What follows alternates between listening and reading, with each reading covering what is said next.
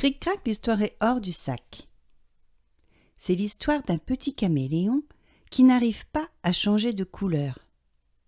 Il a beau faire tous les efforts possibles, se mettre en colère sur du rouge, avoir peur sur du gris, être heureux sur du rose, rien n'y fait. Il reste désespérément vert. Tous ses copains se moquent de lui à l'école. Son maître le regarde d'un sale œil, surtout le gauche, et il lui dit des choses pas gentilles, du style « Vous avez beau avoir la langue bien pendue, être rapide au gobage de mouche, vous n'arriverez jamais à rien si vous ne savez pas changer de couleur. Vous êtes la honte des caméléons. » Léon, car notre petit caméléon s'appelle Léon, ne se décourage pas et continue d'essayer tous les jours. Il s'entraîne, il y met tout son cœur et toutes ses forces. Les parents de Léon sont désespérés. Ils se demandent si Léon va parvenir un jour à changer de couleur.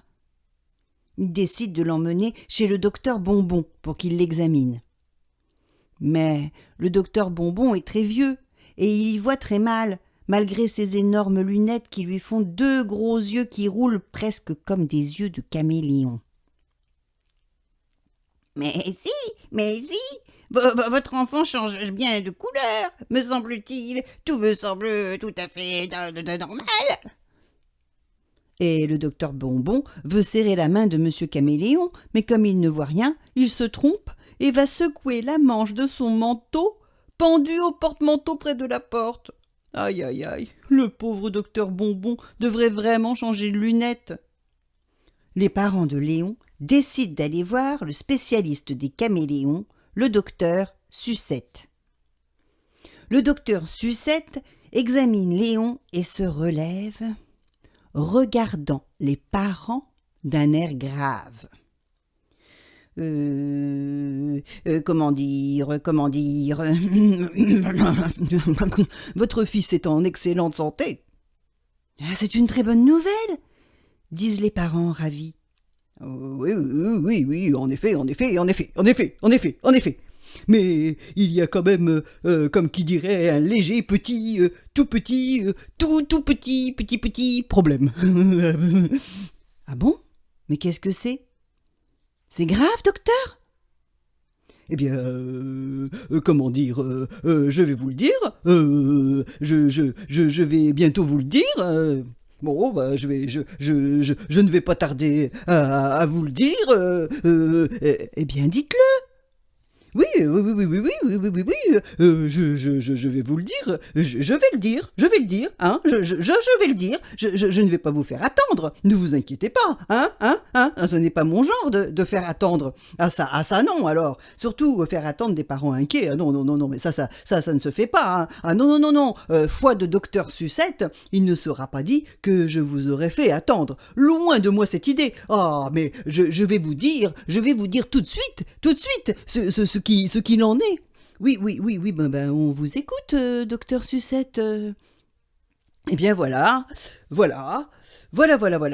Alors, Léon, Léon se développe très bien, hein, il grandit bien, voilà. Sinon, ben, voilà, êtes-vous sûr que Léo est bien votre...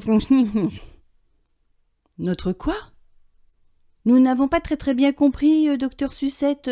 Vous avez dit quoi? Nous n'avons pas entendu le dernier mot. Fils. Un fils. Êtes-vous sûr que Léon est bien votre fils? Évidemment. Quelle question, docteur? Oh, mais qu'est-ce que vous pouvez être drôle, docteur Sucette. Nous rions. Vous êtes sérieux? Dit le papa de Léon.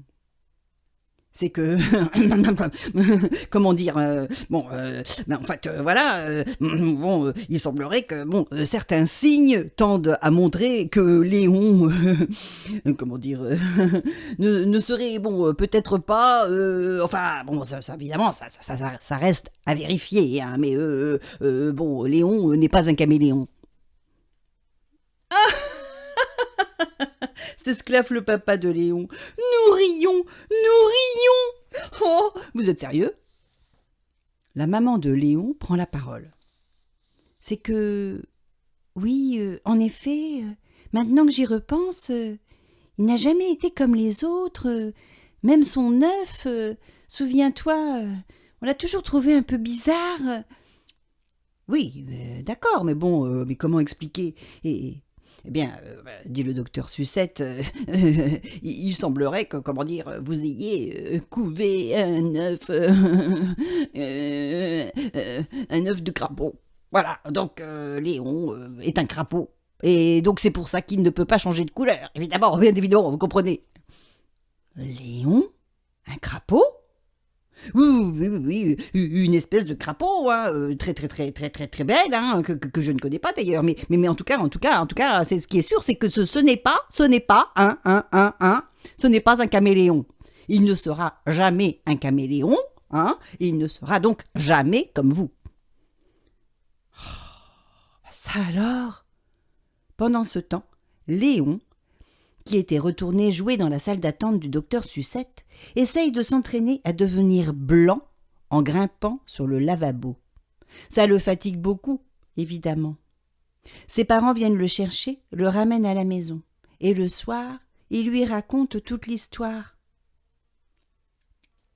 Alors, je ne suis pas un caméléon? Je suis un crapaud? Mais, est-ce que vous m'aimez quand même? Mais bien sûr, tu es notre petit Léon, et nous t'aimons de tout notre cœur. Tu seras notre petit enfant différent, mais tu restes notre enfant. Et que tu sois un lézard, un crapaud, un caméléon ou une sauterelle, ça ne change rien pour nous.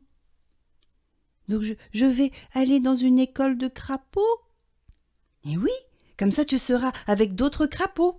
Tu n'auras plus à faire semblant d'être un caméléon. Tu apprendras des choses de crapaud que nous ne connaissons pas, que nous ne pouvons pas t'apprendre. Et Léon Caméléon rencontra des enfants et des adultes crapauds, et il le trouva très beau. Il grandit comme un crapaud, tout en étant choyé par sa famille caméléon.